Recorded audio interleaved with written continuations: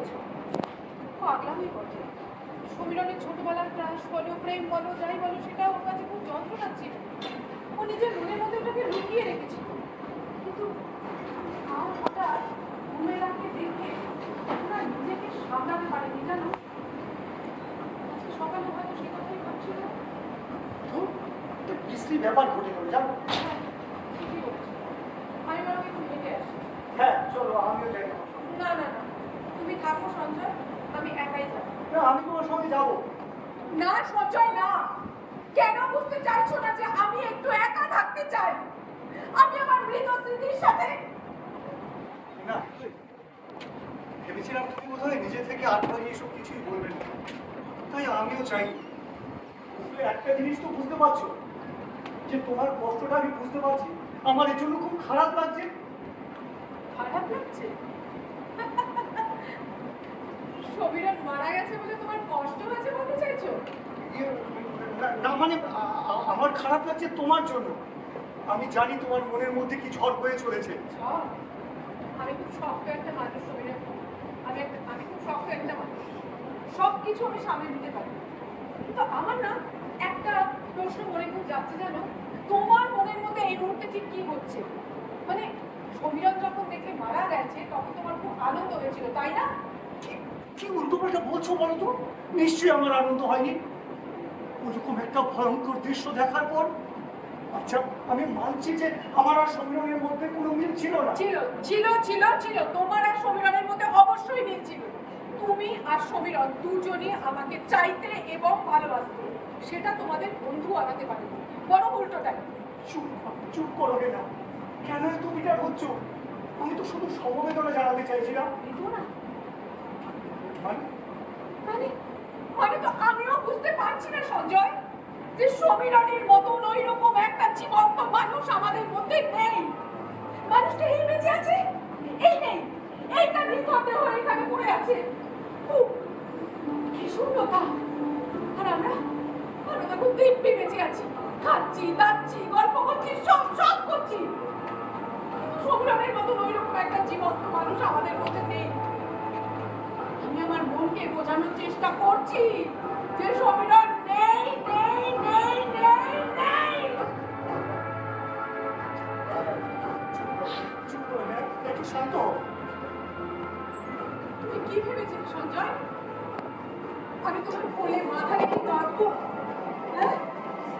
আর তুমি আমাকে সান্ত্বনা দেবে? না সঞ্জয়, তুমি ভুল করছো।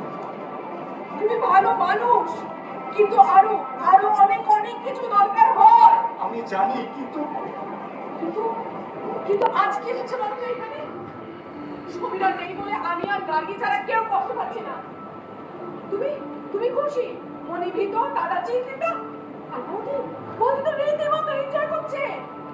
মারা, পুলিশ, ডিটেকটিভ, বৌদি স্বপ্ন সার্থক হয়েছে। না, কেউ একবার ভেবে দেখেছো যে কি সাংঘাতিক একটা দুঃস্বপ্ন এটা? হ্যাঁ, এটা একটা দুঃস্বপ্ন। এই মুহূর্তে সমীরণ ছাড়া আর কিচ্ছু ভাবতে পারছি না।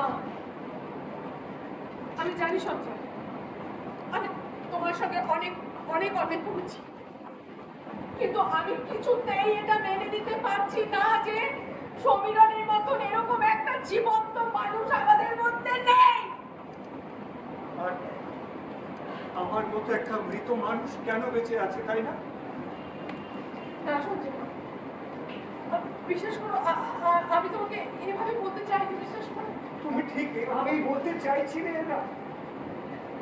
না সঞ্জয়, না, ভুল, না।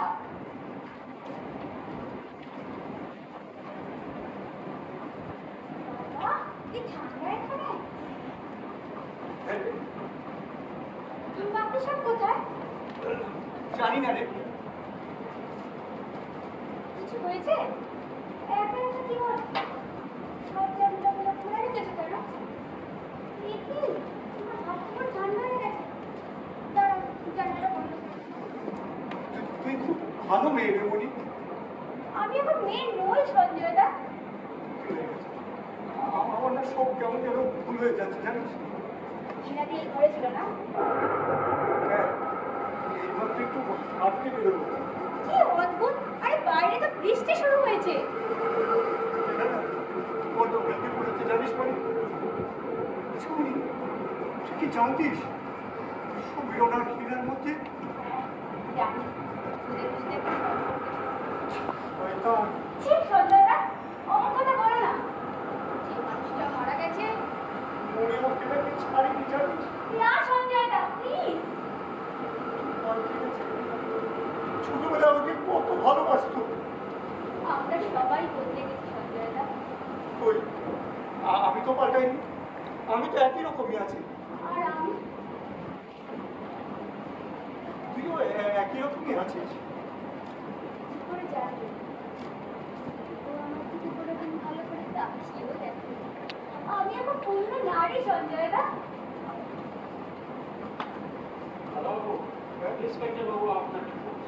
হ্যাঁ আমি যাচ্ছি, এক্ষুনি যাচ্ছি। গাড়ি বৌদি কি এখনো করে শুয়ে আছে? হ্যাঁ, তাই তো মনে হয়। ওই ডাক্তারবাবু ওনাকে ঘুমের ওষুধ দিয়েছে। আমাদের ওর সাথে থাকা উচিত। না না না দিদি, আমি না ওই মালতীকে ওপরে পাঠিয়ে দিয়েছি, ও দেখভাল করেছে। ঠিক আছে।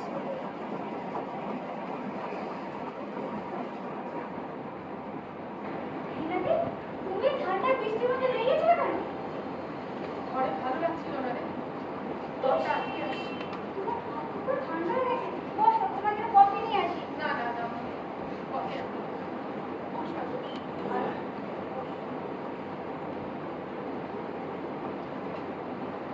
তুমি সঞ্জয়দাকে কি বলেছো? বেচারা তো পাগলের মতো। উনি উনি তুই তো সঞ্জয়কে ভালোবাসিস বল, তুই কেন ওকে বোঝাতে পারছিস না বল তো? ওকে একবার বোঝা না, তোর দিকে তাকাতে বাধ্য কর। কি বোঝাবো বলো? কিভাবে বোঝাবো? কিভাবে বোঝাবি আমি জানি না মনি, আমি কিচ্ছু জানি না, কিন্তু কিন্তু তুই ওকে তোর দিকে তাকাতে বাধ্য কর। দরকার হলে চিৎকার করে বল, নইলে ব্যাপারটাকে বোঝানো যাবে না মনি। আমার মনে হয় না সঞ্জয়দা তোমার দিকে ছাড়া অন্য আর কোনো মেয়ের দিকে তাকায়। ভুল করছিস সঞ্জয়। তা হয়তো করছি, কিন্তু কি করা যাবে বলো? দেখ, সঞ্জয় না সেই পুরোনো দিনগুলো নিয়ে বসে আছে, মানে শান্তিনিকেতনের সেই দিনগুলো যখন আমি বিশ্বভারতী স্টুডেন্ট ছিলাম, হোস্টেলে থাকতাম, আমি মাঝে মাঝে ওদের বাড়িতে যেতাম, ও আসতো আমার হোস্টেলে। তো সেই দিনগুলো নিয়ে পড়ে আছে। তার মাঝখানে কতগুলো দিন চলে গেছে, পাল্টে গেছি মনি, আমি পাল্টে গেছি। আমি আমি ওকে সত্যি সত্যি ভুলে যেতে চাই। বিয়েতে চাইলেই কি বিয়েতে পারবে নাকি? আমাকে চেষ্টা করতে হবে মনে, আমাকে চেষ্টা করতে হবে। হ্যাঁ, যেভাবেই হোক চেষ্টা করতে হবে, আমি ভুলে যাবো। হ্যাঁ জানিস তো, শান্তিনিকেতনে আমি আর যাবো না, কোনোদিন যাবো না, কোনোদিন না। এমনি চকলেট খাবি? না, খা না রে। আর তুমি খাও। আচ্ছা হীরা দেবী কি কি দেখছেন? বোধহয় ওপরে আছে, না খাও? না না, তুই খাও, আমি যাচ্ছি। এইনা থেকে ওর সামনে দিয়ে গেলে হবে? উপরে আছে। ডিপার্টমেন্ট আছে। ডায়লগগুলো ঠিক করতে হবে। আপনি কি এতে জেলি আছে, দারুণ খেতে। না না ধন্যবাদ, আসুন। আপনি নিশ্চয়ই মনিকা লাগেনি। হ্যাঁ, বসুন। আপনি কি এখানেই থাকেন? না, আমি কলকাতাতে একটা স্কুলে চাকরি করি। আচ্ছা, চাকরি করি। এই পরিবারের সঙ্গে আপনার সম্পর্কটা কি? এবার কি আসলে নতুনই আমার বাস্তব দাদা। আচ্ছা, ঘটনাটা যখন ঘটে কল্যাণীর একটা স্কুলে তখন শিক্ষকতা করি। আপনি কোথায় ছিলেন? বাবার হুম। আপনারা নিশ্চয়ই সবাই খুব চাকরি করি কথাটা নার্ভাস তো হয়ে অফিসিয়াল। পড়েছিলেন, বিশেষ করে ঘটনাটা ঘটার পরে। সবাই জব আপনারা তো বিভিন্ন জায়গায় ছিলেন। মনিকা দেবী যদ্দূর জানি রান্নাঘরে ছিলেন, আপনি বাগানে ছিলেন, সঞ্জয় বাবু আবার বাগান থেকে ভেতরে এসেছিলেন। এছাড়া হিমাদ্রি বাবু টার্গেট প্র্যাকটিস করছিলেন, আর গার্গী দেবী বোধহয় উপরে ছিলেন। আচ্ছা, হেনা দেবী কোথায় ছিলেন? বোধহয় বাগানের কোনো জায়গায়। আচ্ছা, এবার আমাকে খুব পরিষ্কারভাবে সাজিয়ে ঘটনাটার একটা বিবরণ আপনার প্রেক্ষিত থেকে ভেবে চিনতে বলুন। এটা আমি দেখলাম সমীরণদা ওই জায়গাটায় পড়েছিল, বাদিকে যাও, চারদিকে রক্ত। তোমার বাদিকে যাও, তোমার বাদিকে যাও, ওই জায়গাটা পড়েছিল। বাদিকে যাও, এবার দেখাও। হ্যাঁ। দেখলাম সমীরণদা এই জায়গাটায় পড়েছিল, চারদিকে রক্ত। আর ঘাটি বৌদি এইখানে দাঁড়িয়েছিল, হাতে একটা রিভলভার। আপনি কি ভেবেছিলেন যে গার্গী বৌদি ওর হাজব্যান্ডকে খুন করেছে? সত্যি বলতে তখন সেটাই মনে হয়েছিল। অন্য কোনো সম্ভাবনার কথা আপনি ভাবেননি তো? না, ঠিক সেই সময় আচ্ছা, সেই সময় ভাবেননি, কিন্তু এখন আপনার মনে হচ্ছে যে অন্য কেউ হতে পারে। কেন এটা মনে হচ্ছে? আসলে এখন মনে হচ্ছে, কে জানে, অন্য কেউ হলেও হতে পারে। আচ্ছা, ওই আপনি এত শিওর হলেন কি করে যে গার্গী দেবী কোনটা করেছে?